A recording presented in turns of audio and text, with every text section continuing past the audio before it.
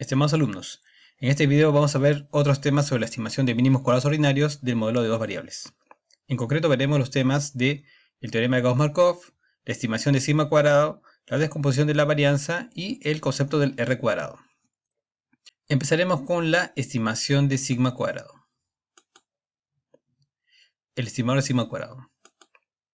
Los procedimientos mostrados hasta ahora estiman a los parámetros beta1 y beta2. Pero el modelo tiene un parámetro más, la varianza de los errores sigma cuadrado. Vamos a proponer un estimador insesgado para este parámetro. Este estimador va a ser de suma utilidad a la hora de calcular, por ejemplo, las varianzas de los estimadores. Eso lo veremos más adelante. Para llegar a él, en primer lugar, partamos de un resultado estadístico que dice lo siguiente. Se puede comprobar, después de bastante álgebra tediosa, que el valor esperado de la sumatoria de cuadrados de los residuos es exactamente igual a sigma cuadrado multiplicado por n-2. No voy a hacer acá esa demostración, la pueden encontrar en mi libro, también está en el libro de Gujarati.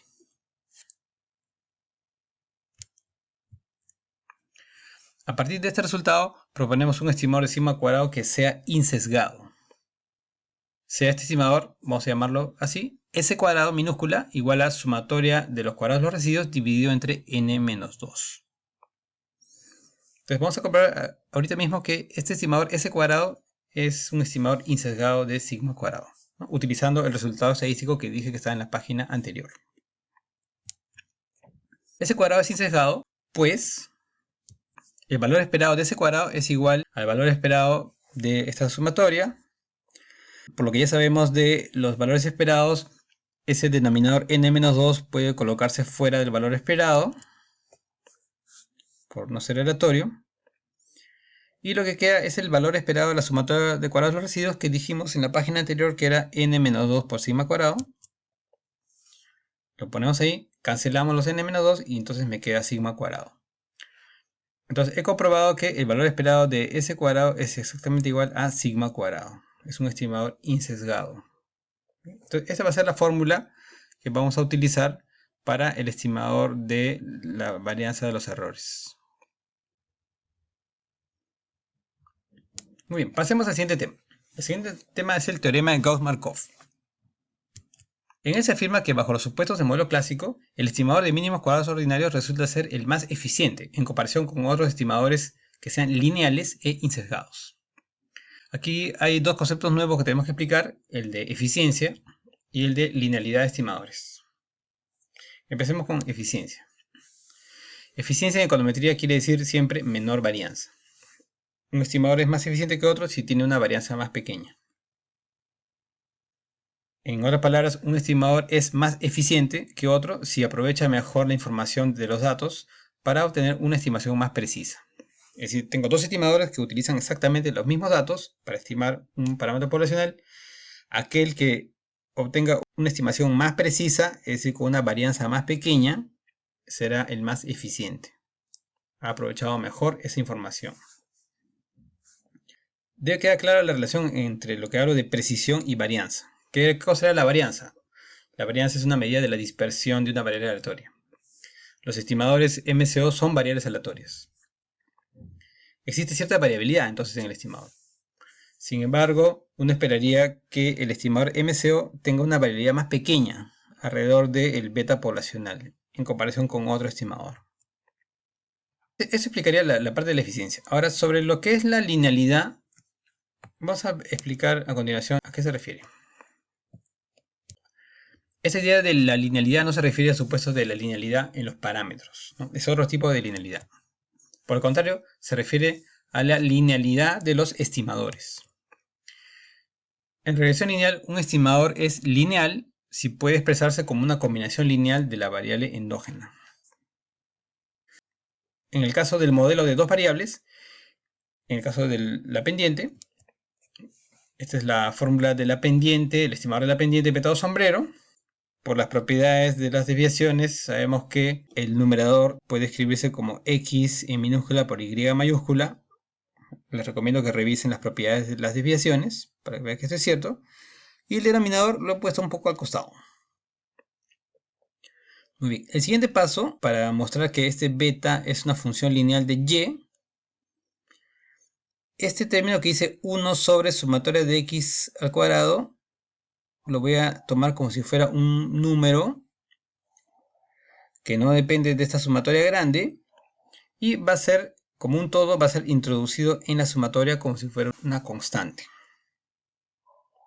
Bien, entonces todo esto va a entrar así. Entonces todo el término entre paréntesis es un valor que depende de i, y vamos a ponerle WI. Entonces finalmente, ¿qué me está quedando? Que el estimador de la pendiente beta o sombrero es una combinación lineal de los valores de la endógena, de los n valores de la endógena. Entonces, en esa expresión queda claro que beta o sombrero es una combinación lineal de las observaciones y y, siendo esos wi, xi sobre sumatoria de x y cuadrado, los ponderadores. Bueno, ahora sí, el teorema de Gauss-Markov lo que dice es que los estimadores de mínimos cuadrados ordinarios tienen la menor varianza dentro de la clase de los estimadores que son lineales e insesgados. Y esto es cierto siempre y cuando se cumplan los supuestos que hemos mencionado del modelo de regresión lineal clásico. Más adelante en el curso veremos que si se levantan estos supuestos del modelo de regresión lineal clásico, es posible que este teorema ya no se cumpla. Pero mientras tanto, como es el mejor estimador, vamos a decir que el estimador MCO es el mejor estimador lineal e insesgado posible. MELI. MELI significa mejor estimador lineal e insesgado. Gráficamente nos quedaría algo así. Voy a graficar las funciones de densidad del estimador de MCO. Fíjense que tiene una media beta, está al centro, ¿no? Aquí está lo que le decía, que es cierto que es insesgado, sin embargo, el beta sombrero es una variable aleatoria que a veces estará a la derecha, a veces estará a la izquierda. En promedio estará alrededor del beta poblacional, ¿no? Eso me define la insesgadez. Y si yo comparo esto con otro estimador que también sea lineal e insesgado, me quedaría una función de densidad distinta. ¿Y cuál es la diferencia aquí? Noten que en el caso de otro estimador, la amplitud de esta campana es mucho más grande, ¿no? Eso significa que para el otro estimador es más probable que obtenga valores beta sombrero alejados de la media en estas regiones. Cosa que con el estimador MCO no tanto. Por eso decimos que el estimador MCO es más preciso que este otro estimador que se muestra aquí con una línea punteada. Hay mayor precisión. Por eso es más eficiente. Pasemos al siguiente tema. El siguiente tema es la descomposición de la suma de cuadrados. Recordemos que el objetivo del análisis de regresión es explicar las variaciones de la variable endógena Y. Piensen en variabilidad, en movimiento, una variable que a veces aumenta, disminuye. Y eso es lo que quiero explicar a través de X. Me interesa saber si el X que he elegido explica buena parte de esas variaciones de Y. Una forma de estudiar la variabilidad de Y es a través de su varianza. Bueno, la varianza poblacional quizás no es observable, pero podemos tener nuestro estimador de la varianza muestral, ¿no? Empíricamente usando datos tendríamos esta varianza muestral. La varianza muestral es S cuadrado Y igual a sumatoria de Y en desviaciones entre n-1, ¿no? Y aquí está con nuestra notación. Ahora si yo observo esto me doy cuenta que el denominador es n-1, que es un término, podríamos tomarlo como constante. En realidad bastaría con explicar el numerador, la sumatoria de los Y en desviaciones al cuadrado, para llegar al objetivo de lo que yo quiero, que es saber qué tanto de X explica la variabilidad de Y. Entonces vamos a obviar este n-1 en el denominador y nos concentramos solamente con el numerador.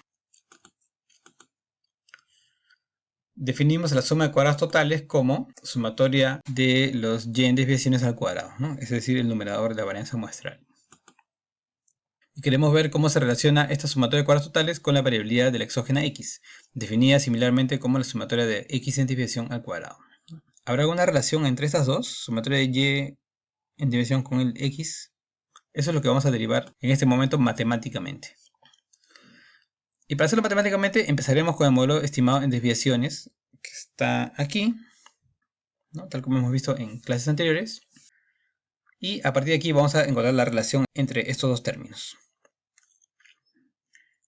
Bueno, empezaremos elevando al cuadrado esta expresión y aplicando sumatoria. Tenemos la elevación al cuadrado de la expresión y luego aplicamos la sumatoria. Sumatoria de cada término. Aquí en este caso, fíjense que el beta 2 no depende de i, por lo tanto la sumatoria se ubica en esta zona y el beta 2 queda fuera. Sumatoria de i cuadrado, y acá también pasa lo mismo, ¿no? El 2 beta 2 queda fuera de la sumatoria de x y y. Es decir, la sumatoria de y cuadrado se descompone en estos tres términos, aunque el tercer término se va a hacer 0, porque según las ecuaciones normales de modelos de desvíos, la sumatoria de x y y es igual a 0. Es decir, x y y son ortogonales. Entonces, esto anula el último término, por lo cual me queda solamente esta expresión. Aquí está la descomposición que les mencionaba, ¿no? Acá está la variabilidad de y en función de la variabilidad de x, más una variabilidad residual, no explicada por x. Entonces, al primer componente se le llama sumatoria de cuadrados totales. Este último ya lo conocíamos, que era la sumatoria de cuadrados de los residuos o residuales. Y lo que queda al centro viene a ser la parte que es explicada por la variable x. Suma de cuadrados explicada por x, o por la regresión. Aquí lo importante va a ser saber todo este componente central, qué tanto peso tiene, qué tan grande es para explicar a y cuadrado. En siglas ponemos sumatoria de cuadrados totales igual a sumatoria de cuadrados explicadas más sumatoria de cuadrados de los residuos. Ahora, nótese que en la estimación MCO, al minimizar la sumatoria de cuadrados de los residuos, estamos maximizando la sumatoria de cuadrados explicada, ¿no? Porque en MCO nosotros buscamos minimizar esta parte de aquí, pero esto ya está dado, esto no cambia. Esto depende de los datos de Y que uno tiene. Y entonces, al minimizar la sumatoria de cuadrados de los residuos, estamos al mismo tiempo maximizando la explicación por las X. Entonces, en base a esta descomposición, nos interesa saber qué fracción de la variabilidad de Y ha sido explicada por la variabilidad de X. La descomposición de la varianza se puede presentar en una tabla. La tabla de análisis de varianza es una tabla que muestra cómo se descompone la varianza de Y entre la parte explicada por X y la parte residual. En el módulo de dos variables, la tabla es tal como la ven aquí. En la primera columna tenemos marcada la fuente de variación. Acá está el total, la explicada por el modelo y la residual. En la segunda columna dice suma de cuadrados, están las tres expresiones que ya hemos explicado. En la tercera columna dice los grados de libertad, son unos números asociados a estos valores. Ahorita voy a dar una pequeña explicación sobre ellos. Y en la cuarta columna tenemos la media de cuadrados, que es básicamente dividir la suma de cuadrados entre los grados de libertad. Al hacer esto, lo que tenemos es una expresión que para nosotros es conocida, ¿no? Por ejemplo, en el caso de la total, la división entre la sumatoria de cuadrados totales entre los grados de libertad me da el estimador de la varianza. En el caso de la sumatoria de cuadrados de los residuos, dividida entre n-2, me da el estimador de sigma cuadrado, el que hemos visto hace un ratito. Y en el caso de la sumatoria de cuadrados explicada, me queda la sumatoria de cuadrados explicada entre 1. Ahora, aquí la duda que siempre surge es acerca de los grados de libertad. Vamos a tratar de dar una pequeña explicación de qué cosas son los grados de libertad. Es el número de valores que puede elegirse libremente de un conjunto de datos. Para tener una idea, supongamos que yo elijo libremente 5 valores. Imaginemos que yo tuviera una muestra de 5 valores que pueden ser elegidos libremente, aleatoriamente, digamos. Entonces déjenme poner aquí un dibujo, una mano, y ahí están los valores que yo elijo libremente. Pueden ser estos valores, pueden ser otros. Si yo puedo elegir 5 valores, entonces diría que tengo 5 grados de libertad, ¿no? Porque he podido elegir los 5 valores libremente. Han podido ser estos o otros valores. Ahora, supongamos que yo digo, voy a elegir los valores, pero sujeto a que la suma sea 20. Si es así, entonces yo podría elegir de repente el primero, el segundo, el tercero, hasta el cuarto. Los 4 primeros pueden ser elegidos libremente, pero ¿qué va a pasar con el quinto valor? Si tenemos una restricción que me dice que la suma debe dar 20, entonces el quinto valor ya no puedo elegirlo libremente, sino va a ser 20 menos la sumatoria de los anteriores. Por ejemplo, en este caso la suma da 14, el último valor tiene que ser necesariamente 6. En este caso son 5 números, pero solamente hay 4 grados de libertad. Entonces cada vez que se aplican restricciones a los números, se pierden grados de libertad. Esto es más o menos lo que ocurre en la tabla. En el caso de la sumatoria de cuadrados totales, esta se construye sobre la variable en desviaciones y. Y esa variable y en total son n números, ¿no? Porque son n observaciones, tenemos n números, pero esos n números de la variable en desviaciones no se pueden elegir libremente. ¿Por qué? Porque hay una restricción. La restricción dice que la sumatoria de los y en desviaciones es 0. Por lo tanto, aunque yo tenga n valores de los y en desviaciones, solamente tengo n-1 que son libres. El último ya no puede ser libre. En el caso de la sumatoria de cuadrados de los residuos, igual, son n residuos, pero hay dos restricciones. Y estas son, la sumatoria de los residuos es igual a 0. Si recuerdan, esto era por la primera ecuación normal. Y la segunda restricción es que la sumatoria de los residuos por los x es 0, ¿no? Y esta es la segunda restricción para los residuos. Entonces, aunque son n residuos, solo podemos elegir libremente a n-2 de ellos. Y por eso los grados de libertad son n-2 para los residuos. Y en el caso de la sumatoria de cuadrados explicada, en la tabla anterior decía 1, un grado de libertad. Esto porque en la sumatoria de cuadrados explicadas tenemos dos betas. Pero recordemos que uno de ellos es igual a 0 en el modelo en desviaciones, por lo tanto solo tendría un beta para elegir. Luego, lo que sigue es, déjame retroceder a la página anterior, da la tabla. A partir de esta tabla nosotros deberíamos construir un indicador acerca de qué tanto la variable x puede explicar a la variable y. Y ese indicador es justamente lo que se llama el R cuadrado. El R cuadrado o coeficiente de determinación se define como R cuadrado igual a 1 menos sumatoria al cuadrado de los residuos entre sumatoria al cuadrado total, o de otra forma sumatoria al cuadrado explicada entre sumatoria al cuadrado total. Si vemos esta segunda parte, dice básicamente qué fracción de lo total es explicado por el modelo, por la variable x que yo he elegido.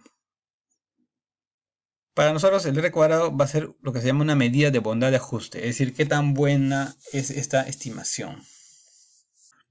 Como es una fracción, el R cuadrado toma valores entre 0 y 1. Si se acerca a 0, indica que x explica poco de y. En cambio, si se acerca a 1, indica una fuerte asociación entre x e y. Ojo que debe tenerse cuidado con la interpretación del R cuadrado. Por ejemplo, si R cuadrado es igual a 0, el regresor x no explica absolutamente nada del movimiento de y. Un ejemplo gráfico de esto podría ser el siguiente. Imagínense que este es nuestro diagrama de dispersión. Aquí lo que podemos ver es que no se observa ningún patrón o relación entre x e y con estas observaciones, y por lo tanto lo más probable es que el R cuadrado sea algo cercano a 0. No hay relación entre x y y. Si nos vamos al otro extremo, el R cuadrado igual a 1 luce así. Con R cuadrado igual a 1, todas las observaciones están ubicadas sobre una misma línea recta. Esto es claramente una relación determinística. Tal vez no deba usar econometría en estos datos. Bien, el R cuadrado igual a 1 tampoco no es algo útil para nosotros. Si R cuadrado está muy cerca a 1, digamos 0.999, tal vez esto sea señal de algún problema en el planteamiento del modelo, antes que una buena noticia. Fuera de los casos extremos, típicamente se puede observar lo siguiente en los gráficos de dispersión. Por ejemplo, acá tenemos un R cuadrado de 0.5767, ¿no? Observen cómo las observaciones están alrededor de la recta. Y la cuestión cambia si tenemos un R cuadrado más alto. Por ejemplo, R cuadrado de 0.9429. Aquí se observa que los puntos están mucho más cerca de la recta estimada. Es decir, aquí la asociación entre X y Y es mucho más fuerte que la que se observa en el lado izquierdo. Adicionalmente, el R cuadrado suele variar en forma importante si se trata de datos de serie y tiempo o de corte transversal. En el caso de regresiones con datos de corte transversal, ¿no? Recuerden que son aquellas que se miden con muchos individuos en un momento en el tiempo, el R cuadrado suele ser bajo, típicamente por debajo de 0.30. ¿No? Uno suele ver un R cuadrado pequeño para datos de corte transversal. Ojo que eso no quiere decir que las estimaciones con datos de corte transversal sean malas necesariamente. Simplemente que muestran un R cuadrado relativamente bajo. Con datos de serie y tiempo, el R cuadrado suele ser más alto. Otro detalle sobre el R cuadrado es que su fórmula de cálculo solo tiene sentido si en el modelo se incluye el intercepto. Por ejemplo, si se estimara el modelo sin intercepto y sub i igual a beta xi más u sub i, no tengas un modelo que no hay beta 1 y beta 2, sino un solo beta, en donde xi y yi se encuentran en niveles, es decir, este no es un modelo en desviaciones, sino un modelo en los niveles originales de las variables. Entonces, si estimamos este modelo, el R cuadrado carecería de sentido. Inclusive el R cuadrado en este caso podría ser negativo, cosa que no tiene sentido porque es una fracción.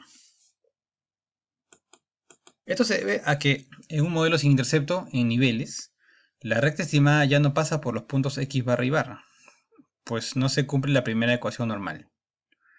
Les dejo para que ustedes mismos verifiquen esto. No existiría la primera ecuación normal. Luego, la expresión para construir el R cuadrado, que era y en desviación igual a beta 2 sombrero x en desviación más e, ya no es válida. Y ese era justamente el punto de partida para la derivación de la descomposición de la suma de cuadrados. Entonces, si nuestro modelo no tiene intercepto, el R cuadrado no debe ser calculado. Por último, se puede comprobar que en el modelo de dos variables, el R cuadrado es exactamente igual al cuadrado del coeficiente de correlación. Este es el coeficiente de correlación que uno estudia en estadística, correlación entre x y y. No haré la demostración aquí, pero cancelando los n-1 en esta parte de aquí arriba y expresándolo en desviaciones, nos quedaría esta expresión más corta. Sumatoria de x por y en desviaciones dividido entre la raíz cuadrada de la sumatoria de x en división al cuadrado por la raíz cuadrada de la sumatoria de y en división al cuadrado.